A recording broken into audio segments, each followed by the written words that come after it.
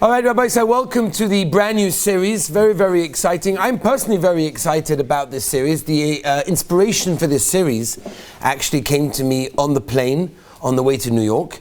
And I was thinking of various things that I myself can work on, and maybe I can help others as well. And this was one of them. It's an incredible idea, and I have a little bit of a selfish motive to give this series as well, if you don't mind. And that is, I was on the plane, and there was something really annoying me at the time when I was on the plane. And I'm thinking to myself, as I'm writing these shiurim, I'm like, hold on a minute, aren't I writing a series about, self-growth and about making yourself better? And here I am getting upset. I better try to keep that which I preach about. So it's an incredible series. I'm very, very excited about it. It's a series that I really believe that if a person takes it seriously and internalizes that which we are learning over here, it can literally shift his entire mindset, which can change his entire life, which will then improve many of the relationships he has throughout his lifetime.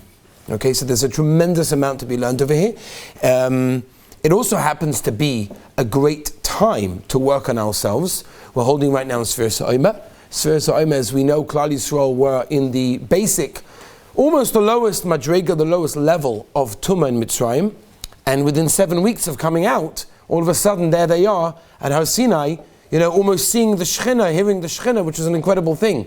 Which means that there's a special siyata d'shmaya at these particular times for us to work on ourselves. 7 weeks before Kabbalah Torah, 7 habits to work on ourselves before we get there as well.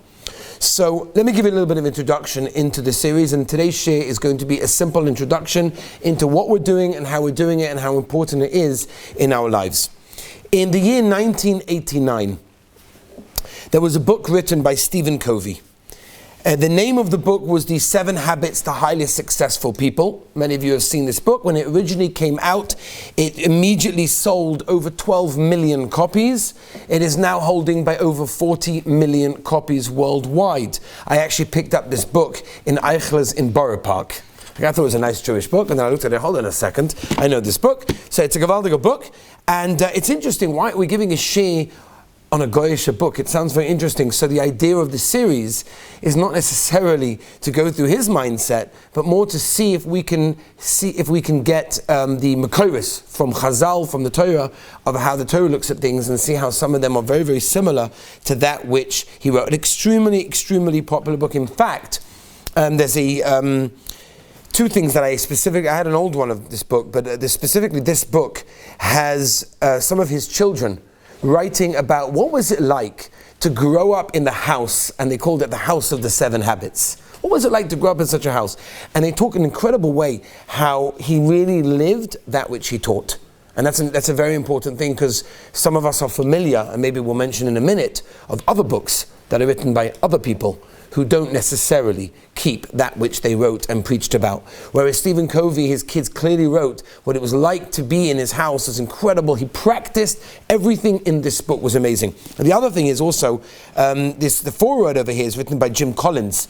I'm not familiar with Jim Collins, but interesting that they asked Stephen Covey, how exactly did you come up with these 7 habits? Like, where did you get this from? And he said that this is not something that I, just no chidushim particularly. These are things that most people know, and they're not specific to any religion, he writes. But, however, these are things that I put in a very simple way, in a methodical way of learning, that a person can really, if they put together in the right way, and a person can work on them in a real way. So he claims that a lot of this is common sense, and he just found a good way basically to articulate them and organize them in a way that can be understood from everyone. Now, in the introduction to the book, and a lot of today's share is going to be based on his introduction, there's a lot of literature that he writes about self-growth. And the purpose of what we're doing is to take that which he wrote, like I said, and bring the sources in the Torah and Chazal and see how they can be very, very similar. Now, why Stephen Covey? Many of you are familiar with different books. There are many, many books out there, self-help books, improvement books, character books. Why specifically this book? Okay, so it's an interesting question. So in the introduction, he writes as follows. He writes that the whole concept of people looking at themselves, bettering relationships, working on in work environments and all these things have been very, very popular over many, many years. But what's important to us is it's not how we relate to people, but it's not about the success, but it's really about how to change within ourselves, which will in turn improve many of our relationships. And I'll explain. He writes in his introduction that in the last approximately 200 years, most of the self-help and self-growth literature has shifted to what he terms as from character ethic to personality ethic. And again, let me explain. Character ethic means and is defined as who I am, what's going on inside me, who I am as a person, my integrity, my honesty, my patience, everything that goes on inside me, that's what he calls character ethic. And then there's something called a personality ethic. A personality ethic is basically a shortcut. It's basically how do I influence someone to get what I want to get? How do I say it in a right way that I can get what I need to get the results? That is what he calls the personality ethic. In other words, it's not about my character.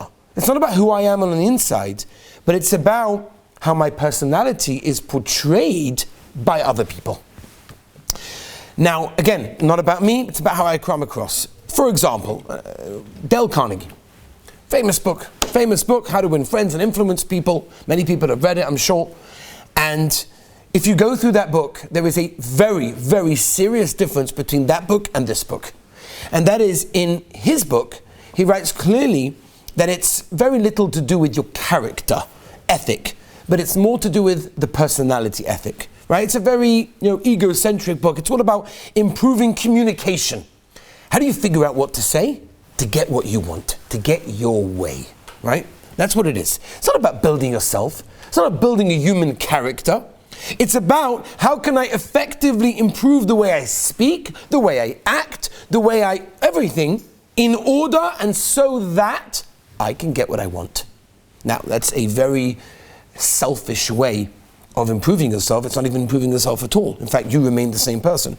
Now, I'm not saying that technique is not important. Technique is very, very important. It's important to learn how to communicate with people. It's important to learn how to improve your personality. But that's secondary. Only if a person has the foundation of his character, when he's worked on his character ethic, only then, when you've improved yourself and you worked on the inside, can you then deal with everything else. When a person deals with his ego, when a person deals with the acceptance of other people, making space for other people, all these things, only then can you go on to the personality ethic and improve the technique of how you deal with other people. In other words, only once a person has actually built himself up from the inside and becomes a better person in a real way, more patient, honest with himself, allowing space for other people, then he can use that in a way to articulate it to others and basically work on his personality ethic. But if you use the shortcut and if you forget what's going on inside you and you have no want to try and improve what's really going on inside you, in other words, I just want to get what I want. I want to get the job, I want to get the relationship, I want to get the respect, I want to get everything I want. So how do I do it? What do I have to say? Give me the shortcut. What's the easy way? It becomes very outside, becomes very external, and it doesn't bring internal peace of mind. You do not become a better person, and often you might actually have success, which means you might get what you want. You might achieve the results that you're looking for, but ultimately you remain the same selfish person on the inside. And that's not what we're here for. We're here to work from the inside out, as he calls it.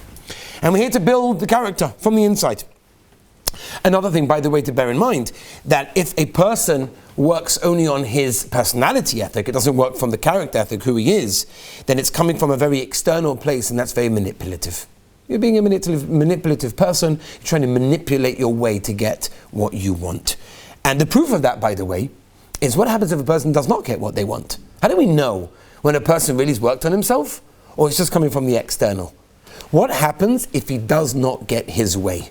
All of a sudden he can't cope. He can't cope, he breaks down because I didn't get what I want.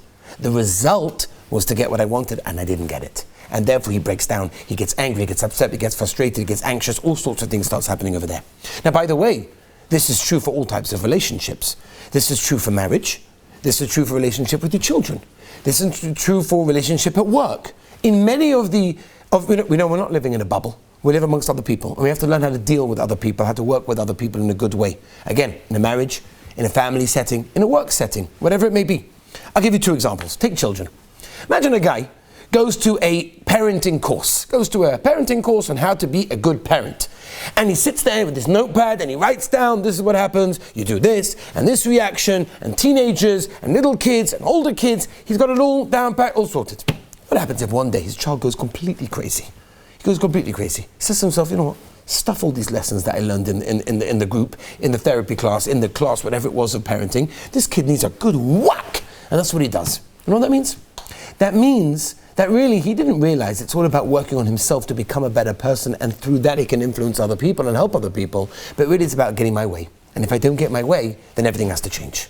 And marriage is the same thing. Right? Person goes to Shalom Bayis classes. Person goes to marriage classes, whatever it may be. Wonderful, all beautiful, all wonderful. Right? He writes everything down. He's got it all in his head. I know what to do. Every scenario, every situation. I can figure it all out. Right? And then all of a sudden, the situation comes out. She doesn't respect you. She's not listening to you. Whatever it is, the whole thing falls apart. He goes crazy. I can't cope because he didn't get the result. It's not about the result. It's about working on yourself. Without realizing that you have to work on yourself as a person, you'll never get anywhere. Now, ultimately, when you work on yourself, then when you work on your, as we'll explain, when you work on the inside, that automatically will reflect on the outside, your personality ethic, which often will give you the results that you want. But it's coming from a real place. It's coming from a place that you've worked on in a real way. And the same thing applies at work, and the same thing applies in many other situations. Another example is sometimes, often the perspective we have in life needs to be shifted. And that's what we're doing over here. We have a certain perspective in life. We grew up in a certain environment, maybe in a certain family, in a certain school setting, in a certain situation, and that has been our perspective. Sometimes we need to shift that. And sometimes it can be something that shifts the whole thing. I'll give you an example that Stephen Covey himself brings, an incredible example. He talks about once he was on the subway in New York City, and he's sitting on the subway and minding his own business, reading a newspaper, whatever it may be, and it's peaceful and it's quiet, everyone's minding their own business and everything's wonderful. In walks a father and a bunch of loud children, wild kids. The father slumps himself down next to Stephen Covey, puts his head down and falls immediately asleep. The kids are running wild all over the place. Nobody's able to concentrate. The kids are mamish climbing up the rungs. It's unbelievable. And everyone's looking at this father like, hello, could you please control your children? You know, it's like on the plane, you're on the plane and you hear that, children walk up and down, the parents are sitting there sleeping and everything's fine, everyone else is suffering. Everyone's looking at it, and Stephen Covey's talking about this. He says, I was on the train, I'm sitting next to the guy, he's falling asleep, his kids are running wild, hello? So after a few minutes, I couldn't cope. Everyone was going crazy, the whole train, the whole carriage was going crazy. So I prod the guy and I say, excuse me, sir, sorry to bother you, but would you mind taking care of your kids? Could you just control them for a few minutes, please? They're being very loud, they're annoying everyone. And the guy looks up and says, oh, I'm really sorry. You're 100% right. I really, really should. We just came from the hospital, and a few hours ago their mother died. So I guess they don't know how to deal with it. But you're right. I'll control them. And Stephen Covey says, whoa! Suddenly my entire perspective changed. It's okay. They could be wild. That's fine. They're okay for that. In other words, and he writes this as an example in his introduction to say that sometimes we look at life in a certain way, shift it. And all of a sudden, everything can change. And it's a very, very important thing. Klal Yisrael were in the Midbar. And they were told to build a Mishkan. And there are tremendous pieces of the Mishkan that the Torah describes in great length exactly how to build. And it's very interesting. One of the pieces that they were told to build was the Orein. The Orein, as we know, was the house for the Luchos. Moshe Rabbeinu was told by the Rebbeinu Shalom how to build it. How was it built? 3 boxes, one inside the other. The most outer box was pure gold. The box on the inside, the inner box, the middle box, was made of wood. And the box further in was made again of gold. So you've got gold, wood, and then gold again. Now, what is the purpose of having wood as one of the layers of the Orein? You can't even see it. What was the purpose? You've got gold on the outside, gold on the inside, and somewhere sandwiched in between is wood. What was the purpose of the Rebbeinu Shalom telling Moshe Rabbeinu to have a layer of wood in the middle that you can't even see? And the Mefarshim explain in the following way, that the Mishkan, as we know, famously is a representation of ourselves. How do we know that? Because the Torah says, "V'asali mikdash v'shechanti b'soichom." Why is it b'soichom and not b'soichai in it? What's b'soichom in the plural in them? The answer is, Chazal tell us, in Klal Yisrael. Each and every one of us are our own mishkan, our own mikdash ma'at, and the Rebbeinu Shalom dwells and he puts our shechina in us if we are roy. The Oren is no exception. There are 3 layers to a human being, as we're going to explain. Now let's just explain the difference between gold and wood. What is gold? Gold is something that looks very shiny, very glittery, very fancy, but it's also very solid. It's stone. It doesn't move. Right? To cut it, you need something very, very hard. It's something that stays the way it is. You can leave it there for many, many years, and it remains the same piece of gold. Wood, on the other hand, is very different. Wood is something very, very different. Wood can go in either direction. Wood could be something that grows, and wood could be something that gets rotten. It all depends how you nurture it. It all depends what you do with it. It could decompose and go into a moldy piece of wood, or it could be something that grows and produces trees and produces beautiful fruit. Right? That's what wood basically is. Now let's talk about the person. There are 3 layers to a human being. There's the most inner layer of a human being, which is the deepest part of every human being. That's the identity of a human being, and that's the neshama. That's the soul. That is the part that we're basically not even aware of. We don't know where it is, we don't see it, we don't feel it. But it's there, we know it's there, and it's the foundation of who we are. Everything is built on that. It's totally unconscious. We're not recognizing it, we're not conscious of it on a daily basis. That's the most inner layer of a human being. The second layer of a human being is the conscious part of the soul. How we feel, how we react, how we think, our minds, our instincts, things that we're conscious of the whole time, things that we can change. And then we have the third part, which is basically on the outside, how we interact, how we communicate, how we portray ourselves, how we act. Now the core essence of a human being is totally pure, right? Every single person possesses this. The Sifrei Kabbalah call it Yechida. Every single person has this chelik of the Rebbeinu Shalom, a chelik of the neshama, which comes from the Kisei HaKavod. It's the makor, by the way, for tshuva. It's unchangeable. It remains pure. The neshama that you have, right? Elakai neshama shenasata bi tahiri. It is tahor. Whatever you do, wherever you go, whatever you look at, whatever you say, however far you go, that neshama is always pure. And that's the makor for tshuva. However far you go, you can always come back. Because that neshama, the core of the essence of who you are, is always going to be pure. It's totally unchangeable. Right? That's that. And then you have the conscious part of the mind. How we feel as a person. How we act, how we respond to many things that we do. Right? Many of us are conscious of the emotions that we have, perspective that we give things. It's the most complicated part of the human being. It's the hardest one to deal with. It's the hardest one to really get a hold because it's constantly changing, and this is who we are. How we portray ourselves to others, how we perceive ourselves. That's the second layer of a human being. The third layer of a human being is behavior. It can be difficult, but can be copable, can be manageable.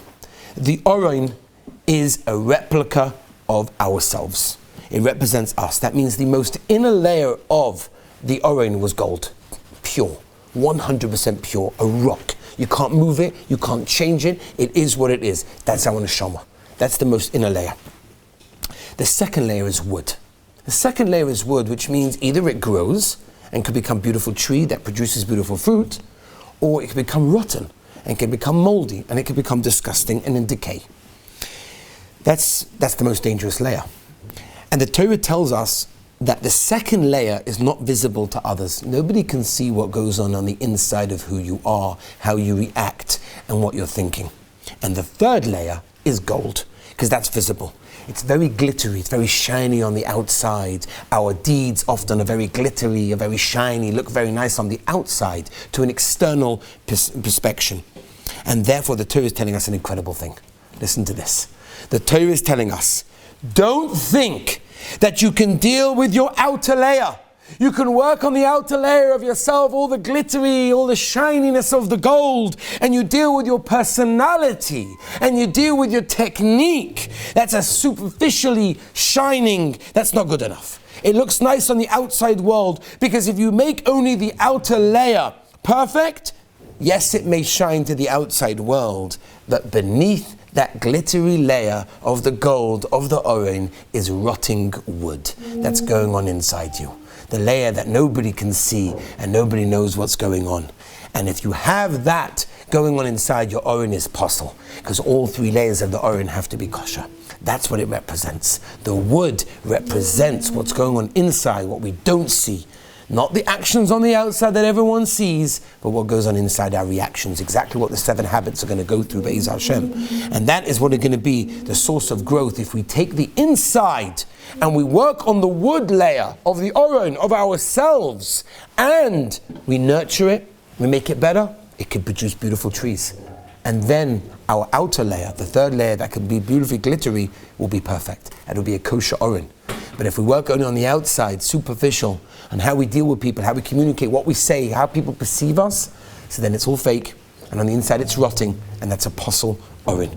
The Kli Yakar says in Parsha Shmini, when he talks about the animals that are tohor and that are tomei, and famously the Kli Yakar discusses the chazir, the pig, and he says, what does it mean that you have an animal that on the outside looks kosher? Beautiful, I'm kosher, the split hooves, everything's wonderful, but on the inside, it's treif. Says the Kli Yakar, that's the worst type of person.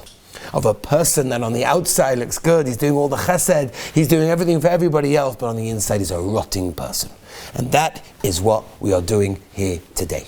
And here we're working not only on our techniques, which again are important, and we'll get to that. We'll see how the 7 habits reflect that. But we're working on the inside. We're going to work on who we are, how we react, and how we behave. Let me give you what Stephen Covey discusses, 3 very important stages in human development.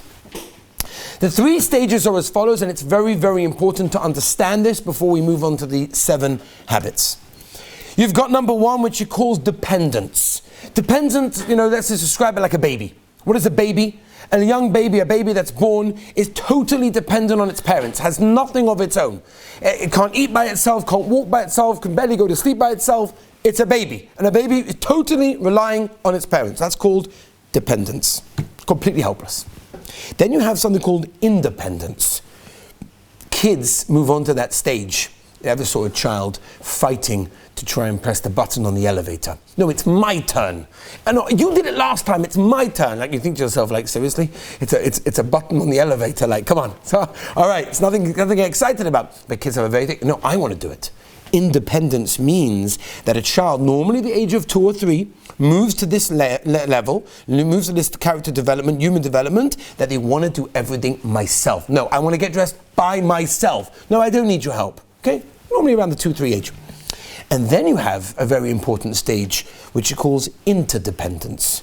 Interdependence means to learn to react and interact with other people. Now, let's explain them on a very, very practical level. In character building of a human being, we also have these 3 steps. And let's explain them for us on a very practical level. Dependence. Dependence, basically, some people depend only on themselves. No responsibility. Nothing is ever their fault. It's always somebody else's fault. It's not me. It was nothing to do with me. It was to do with the weather. It was to do with my boss. It was my parent. It was my 9th grade Rebbe. It wasn't me. This called is dependent, right? In other words, everyone else is the problem except for me. I'm never to blame. Like the guy that goes out with 64 girls and every single one seems to have a problem. I think you might have to realize at some point that it might be you. Okay, that's called dependent, right? Now, a person realizes that you can't live this way. There's no way that you can have any normal relationship with anyone if you're going to live this way. So you can't live your life going to be dependent. So what's supposed to happen now? So you have 2 choices, you have 2 stages. You've got independence and interdependence. Now it's very hard to deal with your inside. Very hard. Very hard to deal with who you are as a human being. That's the wood level. Very hard. So what most people do is they skip from independence straight to interdependence. Which means instead of basically blaming everyone else, right, they move right into technique. They don't want to work on themselves. That's very hard. So instead of working on themselves, they skip that level and they go straight to interdependent, which basically means, what is my technique? What can I do to make this work? How can I interact with others that will make it happen? Forget about who I am as a person, right? Now, a person has to become independent, meaning They have to realize that they have to define themselves. They have to reinvent themselves. They have to realize how people perceive them, how they perceive themselves. Focus on who they are, what type of person they are, how angry they get. Are they happy? Are they not happy? Are they haughty? Are they jealous? All of these things. Only when a person works on themselves and improves who they are on the inside, only then can they graduate to interdependence. And it's very important not to skip that stage. A lot of people do, and they suffer terribly from it. Only once a person has the character ethics can he move on to personality ethics and apply that which he is on the inside to the outer layer of technique, which is important, and you'll be able to do that successfully. You'll have successful marriage, you'll have successful relationship with your children, you'll have a successful relationship with your boss, with anyone else that you know, because you've worked on who you are and only then worked on your technique. And it's very important to get to interdependence, right? You can't spend your whole life on yourself. You can't spend your whole life on number two either. You've got to learn to eventually graduate to interdependent in order to learn of that which you know and deal with it with other people as well. I want to show you how this is so true. There's a mission in Pirkei Avos. The mission in the beginning of Perek Beis. Ezu derech yeshara sheyova lo la'adam. What is the right way that a person should pick? Kol shu tiferes lo yiseha v'tiferes lo min ha'adam. Something that's a benefit for him and also earns him praise of everyone else. That means the Mishnah is telling us it's important to do things that gain praise from other people. Doesn't mean you do everything so that you get praise, no. Right? But it can't be the opposite either. A person can't live his life saying, I don't care what other people think of me, I do whatever I want. No. And the Mishnah is telling us that a person should care what other people say. That is the derech yeshara, the straight way. Sheyova lo la'adam. Rebbe in this Mishnah is telling us this secret, and that is that you need to do things that people praise you. But Rebbe is telling us the Seder. What's the order that the Mishnah says? That first you do things that benefit you as a person, and only then, and eventually it leads to people praising you. And it's exactly what we're saying here. First you work on yourself as a person, and only then you graduate to be able to relate it and the technique how you do it to others. And it's interesting to know that not only does the Mishnah say that, but that is how the 7 habits are actually set up. The first, second, and third habit are very much working on your inner self. The habit number 4, 5, and 6 then work on how you relate to other people. You're taking what you've learned on the inside and you're relating it to others. And habit number 7 is basically putting them together. Okay, so we're going to end now, but I just want to end with going through the 7 habits, just to give you a little bit of a summary to what Be'ez Hashem will be doing in the coming weeks. The first habit, responsibility and being what he calls proactive, about internal choices, one of the most incredible foundation for any human building. Unbelievable. Number 2 is goals, which he calls begin with the end in mind. Number 3 is priorities and developing a sense of direction, also very important. Number 4, he calls win-win. We'll explain. Number 5, seek to understand and then be understood. Number 6 is cooperation. And number 7, which he calls sharpening the sword, internalizing everything we've learned and maintaining it as well. So Be'ez Hashem, the Rebbeinu Shalom should give us a lot of siyata d'shmaya that we should understand this, that we should go for this, and B'siyata d'shmaya, the Rebbeinu Shalom will give us the strength, the courage to be able to do this, and Be'ez Hashem, all of our relationships and our entire lives will be improved because of this. All right, Shkoyach Rabbi, say thank you for coming.